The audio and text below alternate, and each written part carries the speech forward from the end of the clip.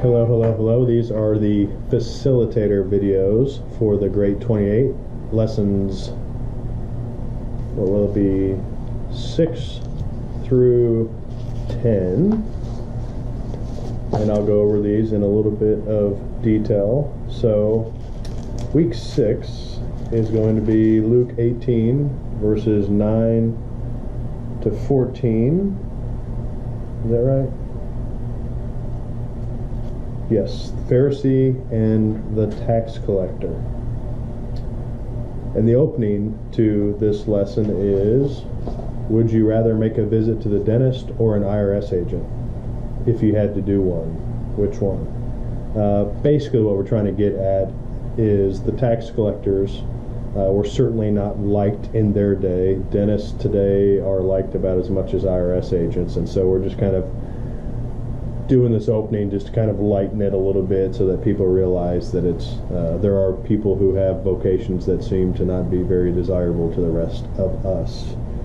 Okay, so when we get into the Discover section, it says, why do you think we all have a desire to be right? And I think that really gets at, we all have this dying urge to justify ourselves. There's an old phrase that says, save me from the lust to try to vindicate myself.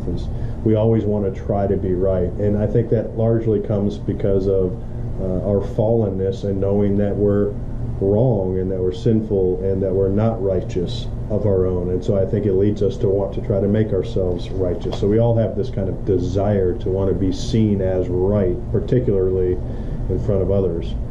And then the next question is, how are relationships affected when one person must always be right?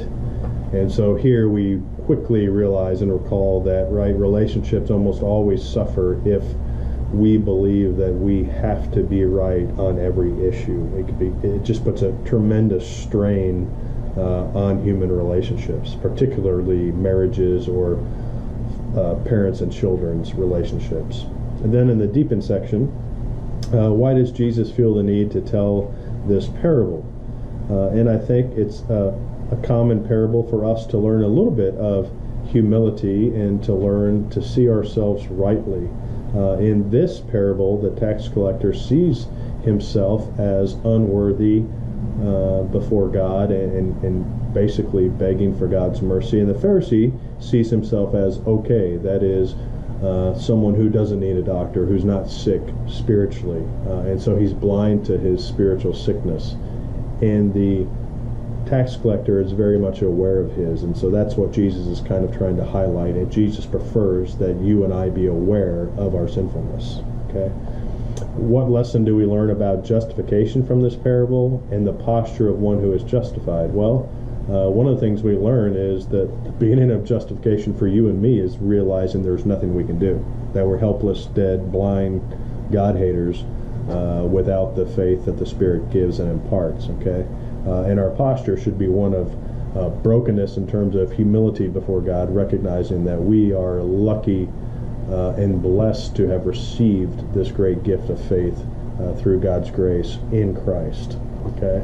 And then in the deliver section, when someone looks down upon you for whatever reason, how does it make you feel? Pretty easy question, just to kind of talk through that. Most people are inclined to judge a book by its cover. This was always the cause or the case with tax collectors.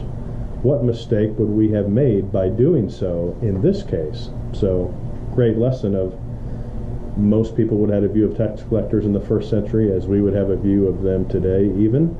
But if we would have judged him like all the other tax collectors are judged, what mistake would we have made? And so that's worth discussing. Last question.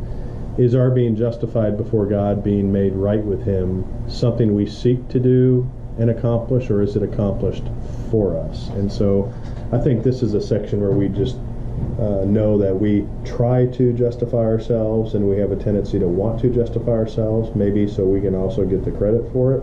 But the fact is God is the one who justifies us and establishes peace between us and God. And so it's His work to us, and we are really passive in that whole justification process. We're active living out the faith that we receive, but passive in having received that faith, like baptism, right? You don't do anything, you receive the gift of baptism, okay? So that's week 6. Week 7 is Matthew 21, 28 to 30.